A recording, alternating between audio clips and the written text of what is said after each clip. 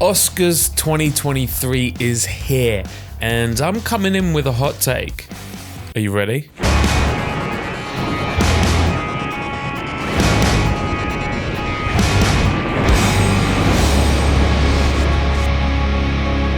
I love the Oscars. I love them. Are they pretentious? Sure.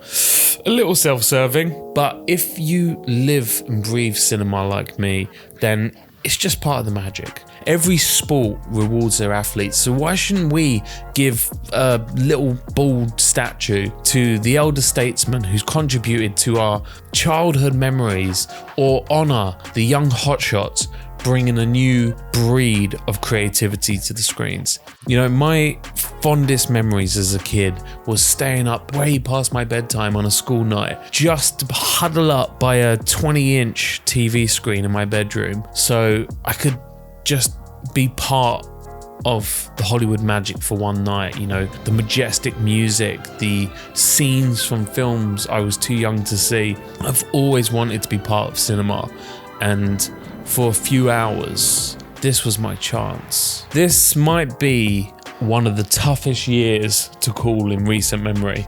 Coming off the back of the dry year of COVID, it was amazing to see so many wet bangers hit our screens. Thank you, Tom Cruise. First up to bat is Best Makeup and Hairstyling. All Quiet on the Western Front, The Batman, Black Panther, Wakanda Forever, Elvis, and Whale.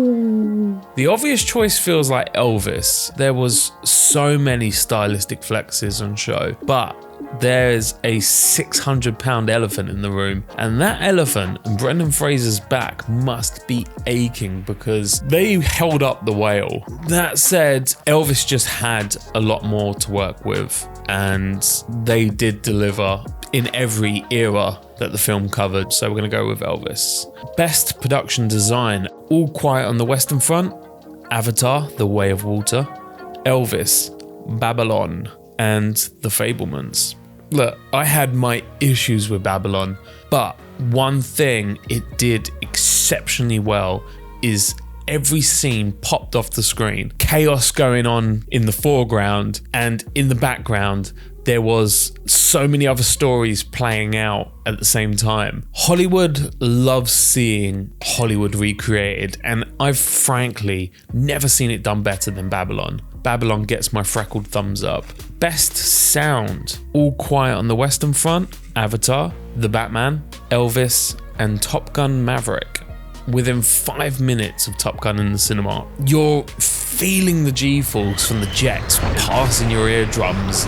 It's an audible and visual cacophony that just is a theatre experience that I think we're all going to remember for a long time. Best Costume Design, Babylon, Black Panther Wakanda Forever, Elvis, Everything Everywhere All at Once, and Mrs. Harris Goes to Paris. If Mrs. Harris only gets one trip to the Oscars this year, you better give her a shiny trophy. But unfortunately, when it comes to costumes, there's only one man who knows how to wear them, and there's only one film that kitted that man out to the max, and that man is Elvis.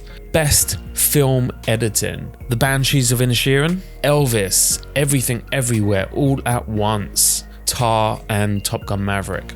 Paul Rogers for Everything Everywhere. He had a multiversal jigsaw puzzle in front of him. He managed to take all of those pieces and build a tapestry that was intricate but cohesive, chaotic but tender. I remember watching this in the cinema, and I literally felt all of my years of editing experience and abilities just become insignificant. Best Visual Effects, All Quiet on the Western Front, Avatar, The Way of Water, The Batman, Black Panther Wakanda Forever, and Top Gun Maverick. Best Visual Effects, this is a lock. It's easy.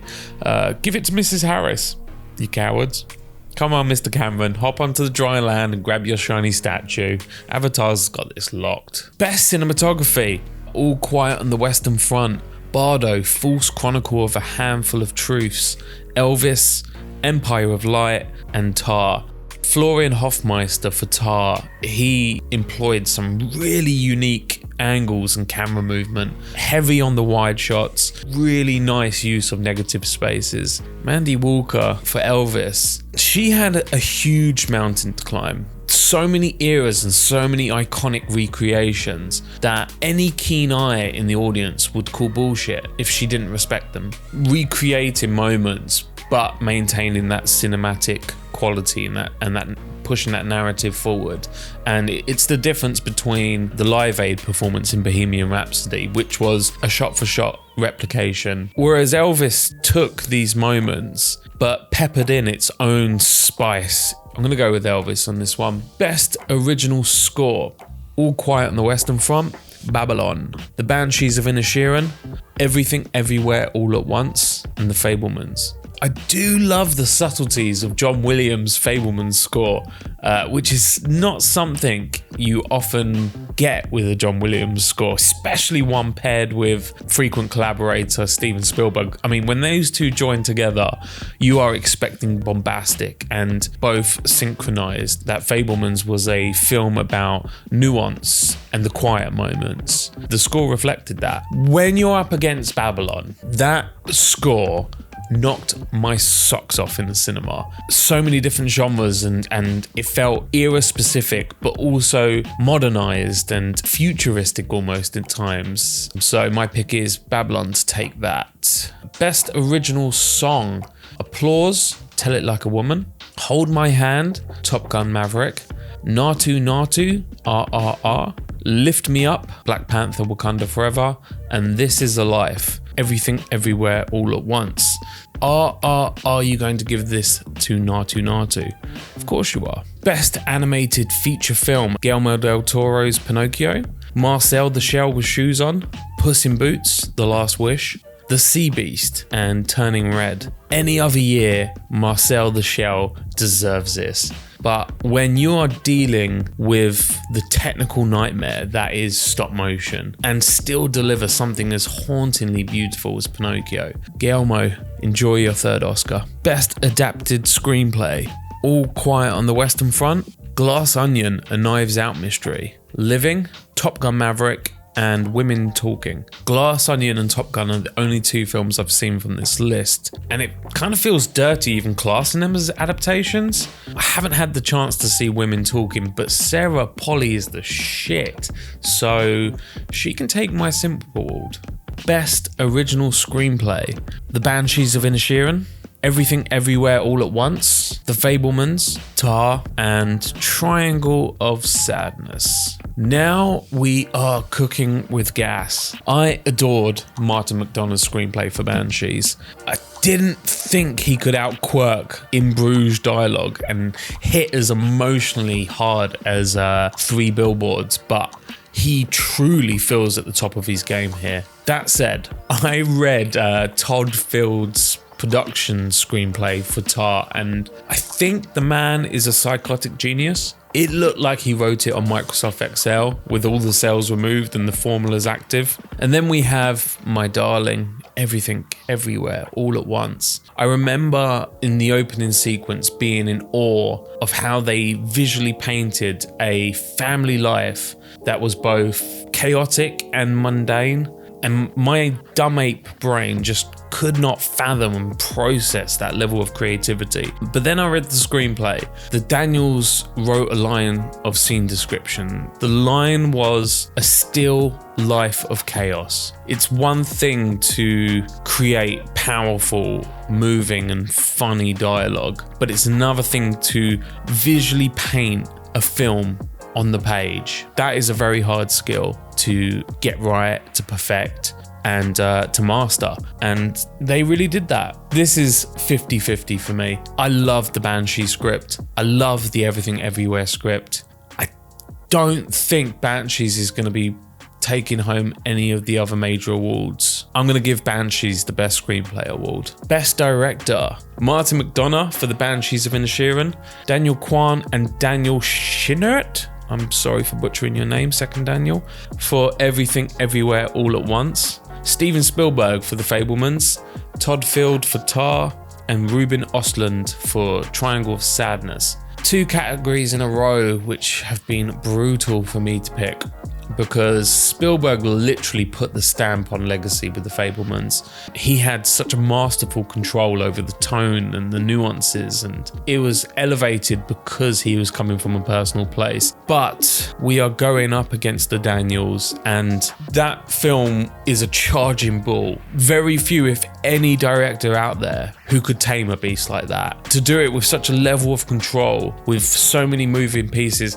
and they had such limited resources. They had maybe 10% of the Spielberg budget. We really need to recognize that as part of the ingredients of why they should win this. Best Supporting Actor: Brendan Gleeson for Banshees of Inisherin, Brian Tyree Henry for Causeway, Judd Hirsch for The Fabelmans, Barry Keoghan for The Banshees of Inisherin, and Ke Huy Quan for Everything Everywhere All at Once. Any other year, Barry Keoghan is taking this. He was exceptional. But when you're up against the might of Short Round, you don't stand a chance. Okie dokie, Dr. Jones, hold on to your potatoes. Best Supporting Actress, and we have Angela Bassett for Black Panther, Hong Chow for The Whale, Kerry Condon for The Banshees of Inisherin, Jamie Lee Curtis for Everything Everywhere All at Once, and Stephanie Hsu for Everything Everywhere All at Once. I was certain this was Angela Bassett's to win, and whilst she does give an absolutely powerhouse performance in Black Panther, I did then see Banshees, and I then did see what Kerry Condon did when she was sandwiched between 2 actors and 2 characters like Colin Farrell's and Brendan Gleeson's. Kerry Condon somehow managed to not just stand out, but steal scenes from both of them, and everyone she interacted with. For that, she's taken it. Best Actor Award: Austin Butler for Elvis, Colin Farrell for The Banshees of Inisherin, Brendan Fraser for The Whale, Paul Mescal for After Sun, and Bill Nighy for Living. I know everyone loves Elvis, and I get it, and Butler was incredible. But to me, he had the safety blanket of a film that delivers on so many other technical areas. Not to undermine him, but it's possible that a number of actors could have shined with that support. Whereas you've got Brendan Fraser, who may as well been on an empty stage with just the supporting actors around him, and he still would have crushed it. Give George of the Jungle that Oscar, please. Best Actress category: Cate Blanchett for Tar, Ana de Armas for Blonde, Andrea Riseborough to Leslie, Michelle Williams for The Fabelmans, and Michelle Yeoh for Everything Everywhere All at Once. Is it even a shock at this point that Cate Blanchett has delivered another performance of a generation? She was equal parts monster and genius, and navigated all of that with class and cunning and a sly hand. But Michelle Yeoh had so many shoes to fill, and somehow was beautiful and funny and heroic and maternal from literally one scene to the next. This Oscars feels more than ever like an opportunity to step away from tradition. Yeoh's performance just represents all of that in a nutshell. For me, she takes it. Our final award: Best Picture. All Quiet on the Western Front, Avatar: The Way of Water, The Banshees of Inisherin, Elvis, Everything Everywhere All at Once, The Fabelmans, Tar, Top Gun Maverick, Triangle of Sadness, and Women Talking. Tar, Fabelmans, Banshees, and Everything Everywhere. I would seriously choose each as a top pick for any Oscars year. However, there's only one film of 2022 that transcends the medium and embodies what it feels like to be entering a new generation of cinema, and that's Everything Everywhere. You know, it's not a perfect film, and it does have some pacing issues, but I believe in 20 years time we'll be looking back at that film in the same revolutionary way as we do with The Matrix. I think the Daniels have created a new template for how future filmmakers will approach the craft, And that to me is everything that a Best Picture should be. It should be moving the industry forward. It should be moving the craft forward. It's truly a unique experience, and I can't wait to see what they do in the future, the Daniels. So with that said, let me know in the comments if you agree with my picks or if you think I'm a dumbass. I'm potentially going to be streaming the Oscars tomorrow night. Every year I like to do a drinking game. Please join the party, and the only way you're going to find out is if you hit the subscribe button. I'll let you know when it starts. So good luck to all the nominees, and please people, let's have fun. This is a night of celebration and jest and party. Be kind this year, you know, no violence, okay? Enjoy the Oscars, and I'll see you next time.